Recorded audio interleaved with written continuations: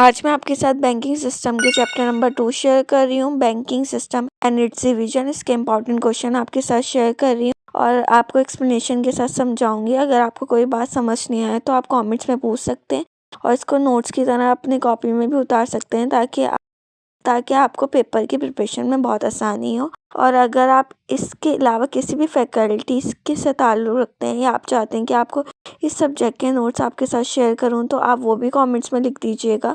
मैं उसके आपके साथ नोट्स शेयर कर दूंगी और आपको एक्सप्लेनेशन के साथ समझा भी दूंगी। और अगर आप चैनल पर हैं तो प्लीज़ चैनल को भी ज़रूर सब्सक्राइब कर लीजिएगा। इस चैप्टर में सबसे इम्पॉर्टेंट आपको ये पता होना चाहिए कि सेंट्रल बैंक क्या होता है। तो सेंट्रल बैंक वो बैंक होता है जो पूरे मुल्क के बैंकिंग सिस्टम को कंट्रोल करता है, नोट इशू करता है और दूसरे बैंक पर नज़र रखता है। सेंट्रल बैंक के नीचे बैंकिंग सिस्टम को 2 हिस्सों में तकसीम करते हैं हम, पब्लिक सेक्टर बैंक और प्राइवेट सेक्टर बैंक। अब पब्लिक सेक्टर बैंक क्या होता है? पब्लिक सेक्टर बैंक वो बैंक होते हैं जो गवर्नमेंट के अंडर होते हैं, यानी गवर्नमेंट उसे चलाती है। इसमें नेशनलाइज्ड बैंक शामिल होते हैं जो पहले प्राइवेट थे लेकिन बाद में गवर्नमेंट ने अपने कंट्रोल में ले लिए। स्टैट्यूटोरी बैंक होते हैं जैसे इंडस्ट्री के डेवलपमेंट के लिए काम करते हैं जो। और प्राइवेट सेक्टर बैंक क्या होते हैं? प्राइवेट सेक्टर बैंक वो बैंक होते हैं जो प्राइवेट लोग या कंपनीज चलाती हैं। इसमें पार्टनरशिप बैंक होते हैं जो पार्टनर्स मिलकर चलाते हैं। करेक्टर बैंक होते हैं, कोऑपरेटिव बैंक होते हैं। और इसको मैं आपको लाइन वाइज भी समझा दूंगी कि ये बैंक क्या क्या काम करते हैं। मेरे साथ इम्पॉर्टेंट क्वेश्चन शेयर कर रही हूँ। ये क्वेश्चन आप अपनी किसी भी कॉपी के अंदर लिख लीजिएगा, अगर आप चाहें तो आंसर भी लिख सकते हैं। तो फर्स्ट क्वेश्चन है आपके पास, list the kind of bank by ownership and explain any one. Second question आपके पास, enlist the kind of bank by function, scheduled and non-scheduled bank, types or kind of bank, explain any one or function। Question number 2 और 4 आपके पास same है। उसके बाद आपके पास है type of central bank, describe central bank और saving bank. ये आपके पास टोटल 5 क्वेश्चन है मिला के, क्योंकि आपके पास जो 4 क्वेश्चन है और 2 क्वेश्चन है वो सेम है। तो आप चाहें तो इसे अपनी कॉपी में लिख सकते हैं। आपके साथ क्वेश्चन नंबर 1 का आंसर शेयर कर रही हूँ। काइंड ऑफ बैंक, सबसे पहले काइंड ऑफ बैंक किसे कहते हैं? बैंक को ऑनरशिप और नेचर के हिसाब से मुख्तलिफ हिस्सों में तकसीम किया जाता है। इसमें public bank, private bank, partnership bank, statutory bank, cooperative bank, nationalised bank और करेक्टर बैंक शामिल है। हर बैंक का अपना रोल होता है जो इकोनॉमी और लोगों की ज़रूरत के मुताबिक काम करता है। सबसे पहले बात करें पब्लिक बैंक क्या होता है। पब्लिक बैंक वो बैंक होते हैं जो गवर्नमेंट की मिल्कियत होते हैं और गवर्नमेंट ही उसे चलाती है। इन बैंक का मकसद होता है कि आवाम के लिए काम करें, ठीक है, जैसे आवाम के कुल सेविंग या लोन दें। फिर उसके बाद आते हैं प्राइवेट बैंक। प्राइवेट बैंक वो बैंक होते हैं जो प्राइवेट अफराद चलाते हैं। इन बैंक का मेन फोकस प्रॉफिट होता है, लेकिन ये भी लोगों को डिपॉजिट और लोन देते हैं, ठीक है।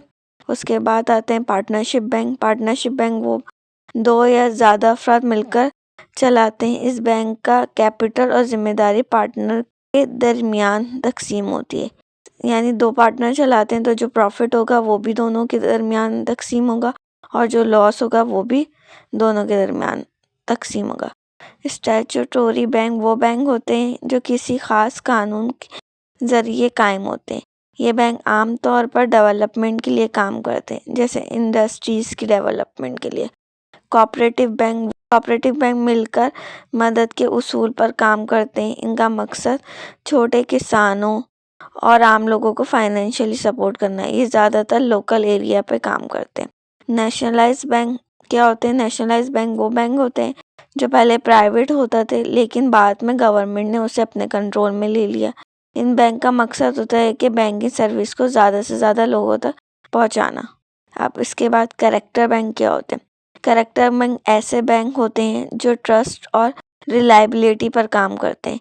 इन बैंक में लोग अपनी सेविंग इसलिए रखते हैं क्योंकि उन्हें बैंक की क्रेडिबिलिटी पर भरोसा होता है।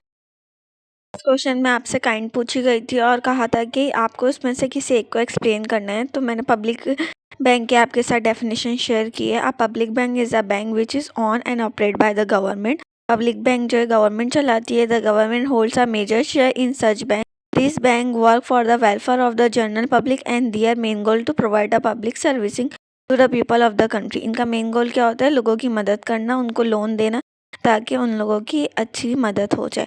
इसको मैंने अलग अलग सारी हेडिंग्स को भी समझा दिया। अगर MCQs आएंगे तो आप आसानी के साथ MCQs फिल कर सकते हैं और प्लस मैंने इसको आपके साथ अलग से डेफिनेशन भी समझा दी। क्वेश्चन है आपके पास, kind of bank by function. Function के हिसाब से बैंक को मुख्तलिफ हिस्सों में बांटा जाता है। Commercial bank, central bank, saving bank, agriculture bank, industrial bank, mortgage bank और एक्सचेंज बैंक। बैंक अपनी ख़ास सर्विस प्रोवाइड करता है। इसमें आपसे पूछा गया है कि इनमें से किसी एक को आप एक्सप्लेन करें, तो मैं आपके साथ सेंट्रल बैंक को एक्सप्लेन कर रही हूँ। The central bank is responsible for managing a countries money and economy. It also provide the service to the other bank and the government, like controlling and issue the money, holding a government debits, and managing a country's money reserve. The central bank also help other bank by buying their bills, processing their checks, and making sure they follow their role. Every country has own central bank. Central bank पूरे मुल्क के banking system को चलाता है। ये currency issue करता है, money supply control करता है और दूसरे बैंक पर निगरानी रखता है। हर मुल्क का अपना अलग एक सेंट्रल बैंक होता है। ये आपको काइंड्स पूछी गई थी, आप चाहें तो इनमें से कोई भी आपको आसान लग रही हो आप वो लिख सकते हैं। यहाँ मैंने आपके साथ सेंट्रल बैंक शेयर किया। थर्ड क्वेश्चन में आपसे पूछा गया है कि शेड्यूल बैंक और नॉन शेड्यूल बैंक क्या होते हैं। तो schedule bank are the bank which are the member of the central bank. They enjoy the facilities and services offered by a central bank. They are called scheduled bank because their name appears in the official list which is registered of a central bank. तो schedule bank वो bank होते हैं जो central bank के officially register में शामिल होते हैं। ये सेंट्रल बैंक की फैसिलिटीज़ और सर्विसेज से फ़ायदा उठाते हैं, इसलिए इन पर पब्लिक का भरोसा होता है। अब बात करेंगे नॉन शेड्यूल बैंक क्या होते हैं। Non schedule bank are the not member of the central bank. They cannot enjoy all the facilities and services provided to the scheduled bank from the central bank. They do not enjoy the public confidence. In practice, they do not exist. तो non schedule bank central bank के member नहीं होते। ये central bank की तमाम facilities हासिल नहीं कर सकते और आम तौर पर पब्लिक इन पर भरोसा भी नहीं करती। आजकल ये प्रैक्टिकली एग्जिस्ट भी नहीं करते। क्वेश्चन नंबर 5 में आपसे टाइप्स ऑफ सेंट्रल बैंक पूछा गया है। तो टाइप्स इसकी 4 होती हैं। स्टेट ओन सेंट्रल बैंक जो गवर्नमेंट कंट्रोल करती है। Autonomous central bank work independently with less government interference जो गवर्नमेंट कंट्रोल नहीं करती। Semi government central bank jointly manage by the government and private sector जो प्राइवेट सेक्टर और government दोनों control करती हैं। और super national central bank establish by the group of member जो ग्रुप ऑफ मेंबर इस्टेब्लिश करते हैं। लास्ट क्वेश्चन में आपसे पूछा गया था कि सेंट्रल बैंक और सेविंग बैंक क्या होते हैं। तो सेंट्रल बैंक मैंने पहले ही एक्सप्लेन कर दिया। यहाँ मैं आपके साथ सेविंग बैंक शेयर कर रही हूँ। Saving bank is encourage ordinary people to save money. This bank take small money and deposit within the bank, turn it into the large amount which is utilized in the development of commerce and trade. तो saving bank लोगों को पैसा बचाने की आदत डालता है। ये छोटी छोटी सेविंग को इकट्ठा कर कर मुल्क की ट्रेड और कॉमर्स के लिए इस्तेमाल करता है। तो ये आपके क्वेश्चन कंप्लीट हो गए। आप चाहें तो इसके नोट्स बना सकते हैं। कोई भी चीज़ समझ नहीं आए तो आप कमेंट्स में पूछ सकते हैं। चैनल पर नए हैं तो सब्सक्राइब कर सकते हैं। जो भी आपको नोट्स चाहिए उसके बारे में भी आप मुझसे पूछ सकते हैं। अपना बहुत ज़्यादा ख्याल रखिएगा। अपनी दुआओं में मुझे याद रखिएगा। अल्लाह हाफिज़।